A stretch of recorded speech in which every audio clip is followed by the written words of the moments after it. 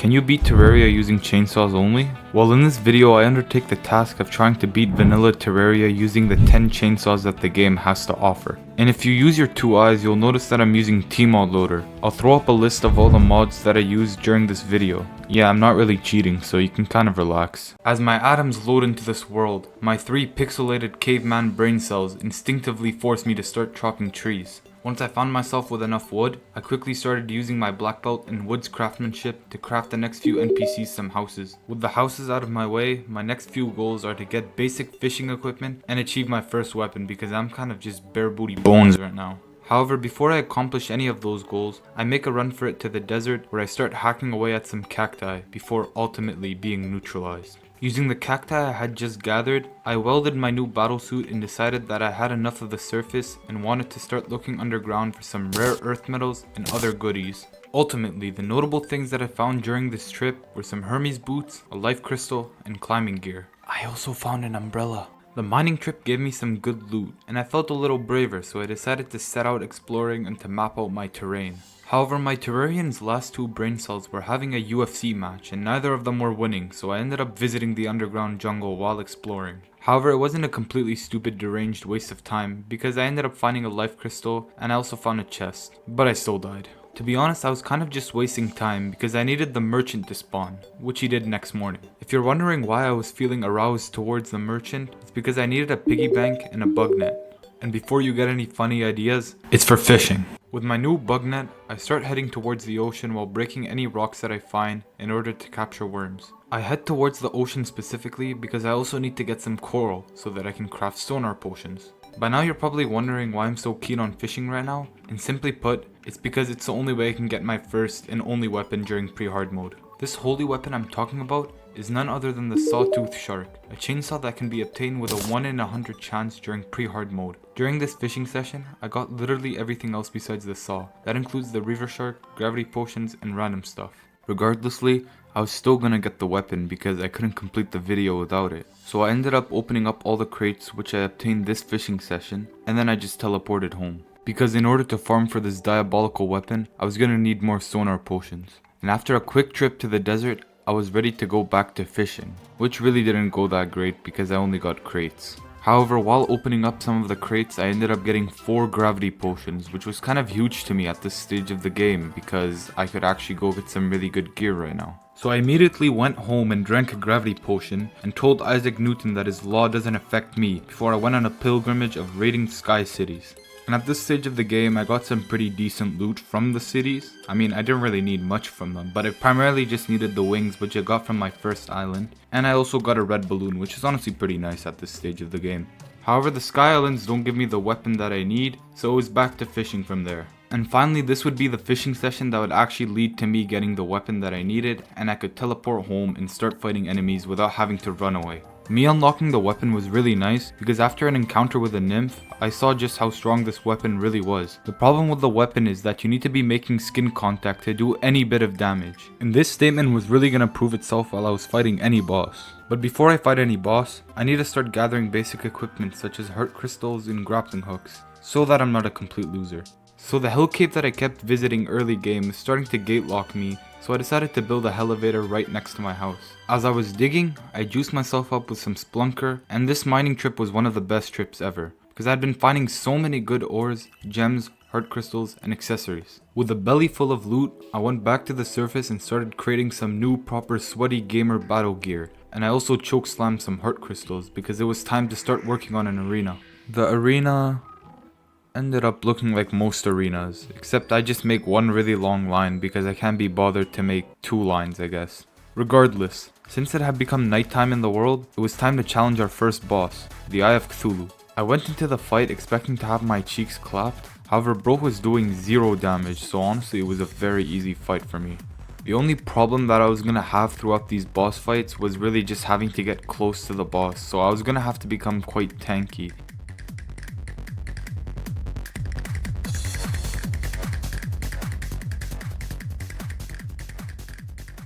And finally, after a few minutes, the Eye of Cthulhu was down and I was able to reap my rewards. However, that fight flipped a switch in me, and I thought I was strong enough to immediately go challenge the Brain of Cthulhu. So without wasting any time, I had a platform up and going, and I started fighting him.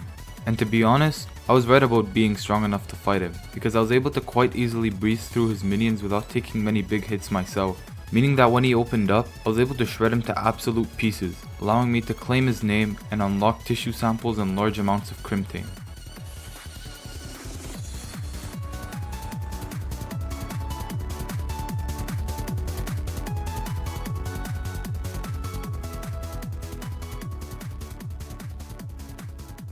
With some crimtane next to my name, I was able to craft a bunch of bars, enabling me to craft a pickaxe and a pair of crimtane armor, which should at least be helpful until I was capable of getting some better armor like the hellstone one. Since I spawned the brain manually, I needed to go break some hearts because I had been trying to get the goblin army to spawn for quite a bit of time. So after a quick trip to the Crimson, all there was left to do was really wait. In the meantime, I managed to finish some basic stuff such as getting to max health and finishing the elevator that I started on earlier. As I mentioned earlier, I was using crimtane merely as filler armor, and now that my elevator was finished, I could finally start gathering hellstone and obsidian to improve my gear that I currently have. And after 2 sessions of mining hellstone and obsidian, I went back to the surface for the final time and crafted a set of molten armor, molten pickaxe, and even a molten ham axe. I didn't have to wait long or grind for the standard because the goblins would start invading the next morning and I would kind of give them a good beating. I mean, I didn't have much difficulty with any goblin other than the archers because the dummies would keep knocking me backwards, making it impossible to reach them, unless I matrixed them as if I was dodging every water droplet in the shower. 6.5 out of 10. Once I beat the goblins, I wasted no time drinking a splunker potion and throwing myself into a cave because it was time to look for the goblin tinkerer, whom I would eventually find in a gem cave. Once freed, the scammer gave me his boots and workshop, and I got to move him into the house because he was going to continue scamming me for reforges. But before he does any of that, I place down my tinkerer's workshop and start to fix myself up some lightning boots, clouds in a balloon, and I use some duct tape on my claws. Feeling like I had good enough accessories, I went on over to the scammer and asked him for some good reforges, which he replied to and said, "Say less," and proceeded to give me some of the worst reforges known to man. I continued this process until I had warding on most of my accessories, however at a certain point I gave up because it really wasn't working out for me. Reforging wasn't going to beat the game for me though, so it was time to set up an arena for Skeletron because we were reaching the end of pre-hard mode, with this being the last boss fight that I technically needed. So I made a few lines around the dungeon and I waited for nighttime. And there's not really much to say here other than enjoy.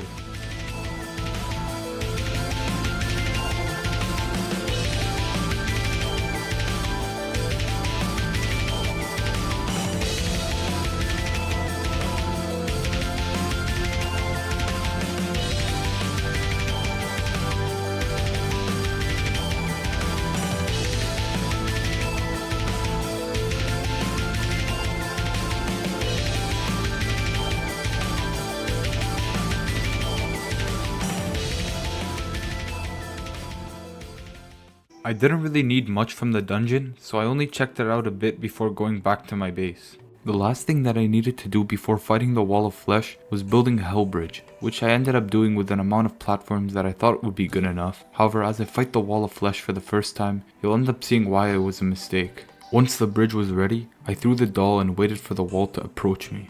And as he did, so did the hungries, which were really easy to dispose of, so I didn't have much problems with them. The main problem was the wall's lasers, which had lots of knockback and made it difficult to attack. Yeah, the fight started off by going well, but as I reached the end of the platform, the terrain became worse and worse, and eventually I reached the end of the world, causing me to die.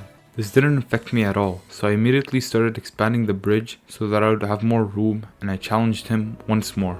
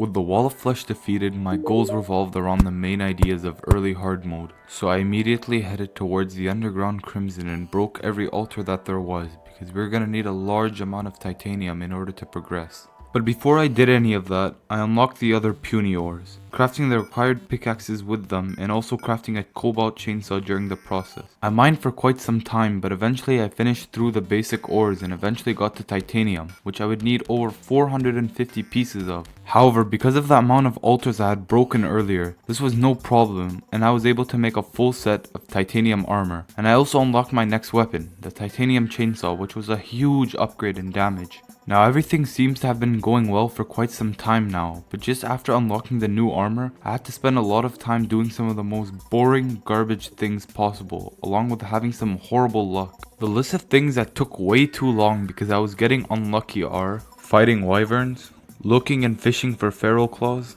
soul of night farming, trying to use the souls gathered to fight mimics, getting harassed by Skeletron Prime, doing angler quests for more fishing luck, ice feather farming, building a better fishing spot in the jungle, and fishing for a pair of feral claws once again. With my horrible luck done, I ended up blowing up a large area in the cavern crimson area in order to farm for souls of night. Then using the arena, I went around killing enemies for quite some time. By now I had spent multiple hours searching and fishing for the feral claws, practically demoralizing me, and I ended up grabbing it from another world jungle so that I could craft the power glove and a berserker's claw. I also needed some wings during this point, and because I couldn't get the ice wings, I went for the demon wings instead. If you thought that my garbage luck was over, then no.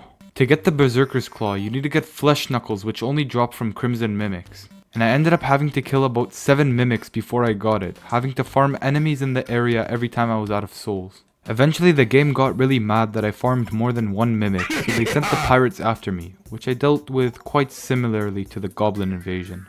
Regardless of that, it was back to flesh knuckle farming, and I would finally get it on this attempt. So I crafted the gloves that I needed and headed over to the scammer and asked him for some of his finest reforges, except he just wanted my money once again. But seriously, I went for warding and defense attributions on most of my gear. I felt a lot more ready and there wasn't much left for me to do, so I crafted some potions and made an arena station and got ready to fight the mech bosses. With the arena finished and the potions done, I summoned the worm and it was time to shut up.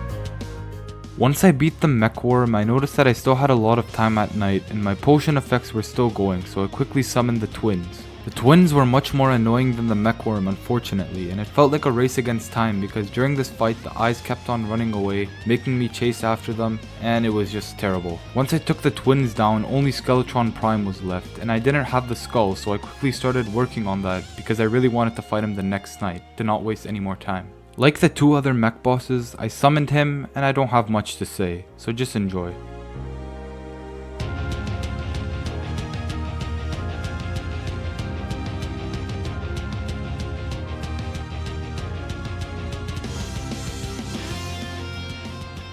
Now that I had all the mech bosses down, I had enough materials to craft the Drax, my newest weapon, and I could also craft a hollow pickaxe. This was a fairly dumb decision because both of them do the same things, except the Drax is a chainsaw and the hollow pickaxe is just called a pickaxe. The 200% mining power was the only thing stopping me from obtaining good gear, so I headed towards the jungle to farm chlorophyte ore, but as I was looking, I would find the pharaoh. Too far into the game to care, I mined over 400 pieces of chlorophyte ore to craft myself a chlorophyte chainsaw and a set of turtle armor. I also realized at this point that I could unlock a mechanical glove, so I fought the wall of flesh in order to get another emblem for the recipe, and I crafted it. With my new pre-Plantera gear, I reforged most of my stuff to warding, and it was time to set up Plantera's arena. If you have ever seen the fetid Bagnat strats for beating Plantera, I was planning on doing that except the wish.com version of it, because the plan was to tank myself to the brim and just try to shred her before she would kill me, only difference being I was using chainsaws instead of the other weapon. But I can only prove this by actually beating Plantera, so it was time to pop some potions and fight her.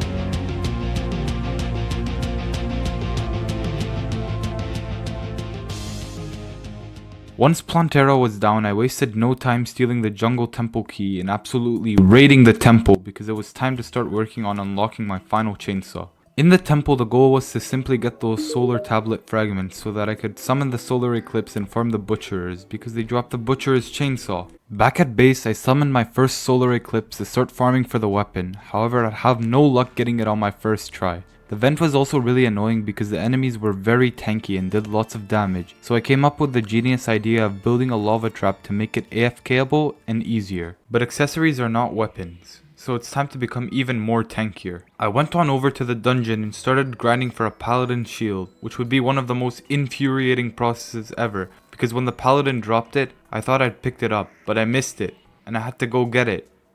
Twice! With the shield in my inventory, I felt unstoppable, so I went on over to challenge Golem to a fight, which he gladly accepted.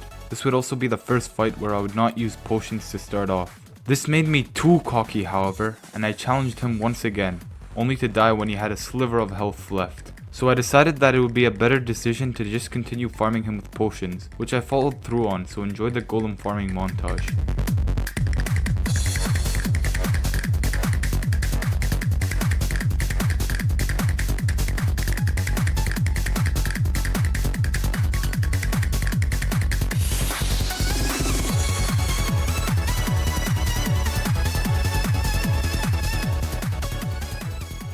I was primarily fighting Golem because he would drop beetle husk, which was needed for crafting beetle armor, and since I fought him enough times, I was able to make a full set. But before starting the lunar events, I needed to start setting up everything for the Moon Lord and the cultists, so I reforged all of my new accessories, worked on getting some potions, and partially set up a Moon Lord arena. While working on this stuff, however, I accidentally quick buffed, and in order to not have wasted those potions, I quickly ran to the dungeon and fought the cultist. So enjoy.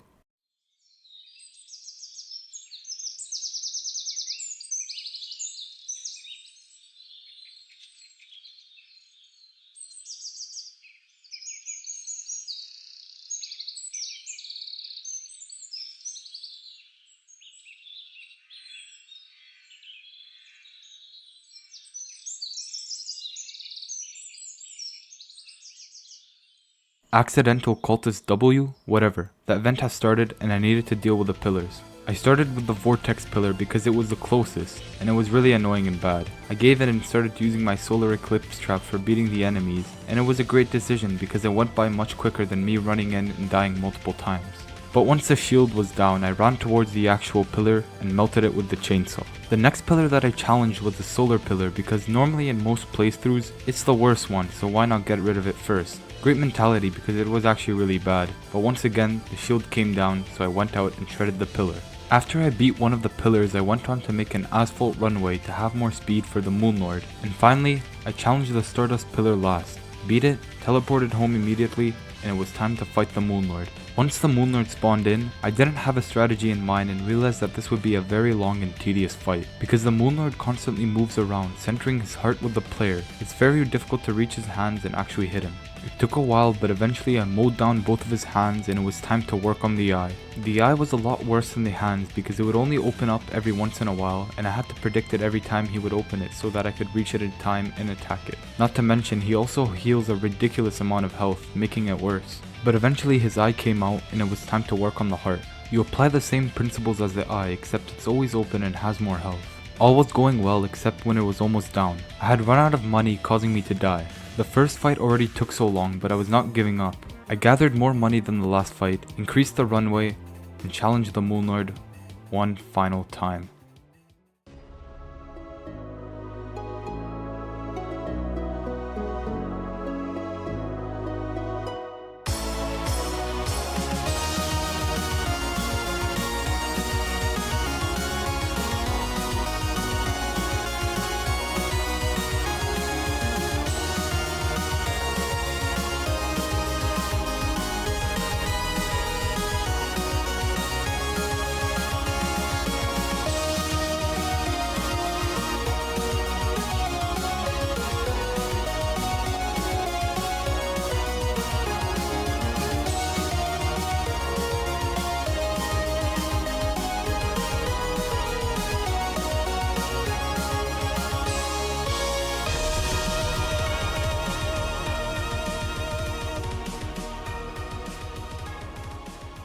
So the video's over.